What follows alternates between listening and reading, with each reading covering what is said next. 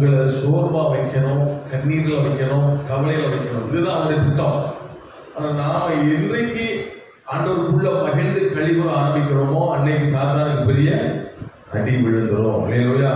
நம்ம அதனால மகிழ்ச்சியா இருக்க நம்ம பழகணும். அதனாலதான் பவுல் அப்போஸ்தலன் என்ன செய்றாரு, எல்லா நிருபங்கள்ல குறிப்பா பிலிப்பியர்ல எழுதும் போது சிறைச்சாலையில் இருக்கும்போது கூட எழுதுறாரு, சந்தோஷமாயிருங்கள் சந்தோஷமாயிருங்கள் என்று நான் மறுபடியும் சொல்லுகிறேன் அப்படின்னு சொன்னாரு. அவர் சந்தோஷமா இருக்கிறதுனால எல்லாரையும் சந்தோஷமா இருக்கும்படி சொல்லுகிறார். அல்லேலூயா. நம்ம நல்லா கவனிங்க. வீட்டு சிறைச்சாலை சங்கிலினால் கட்டப்பட்டு அப்போஸ்தலன் பவுலை ரோம் நகரத்தை வச்சுட்டாங்க. ஆமா, வச்சுட்டா முடங்கிரும், கிறிஸ்துவ வச்சுக்கிறோம் முடங்கிரும் அப்படின்னு நம்புறாங்க.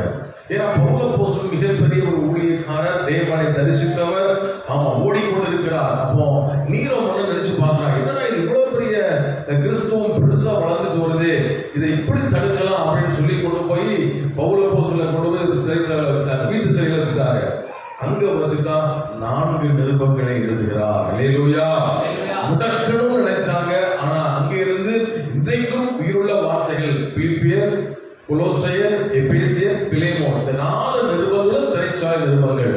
அங்கே இருந்து வசனங்கள் எழுதி ஊழியர்களை உற்சாகப்படுத்தினார். அப்படின்னு சொன்னா சாத்தானுக்கு தெரியும், நாம மகிழ்ச்சியா இருந்தா அவனுக்கு பெரிய அடி விழுந்துருவோம். அல்லேலூயா.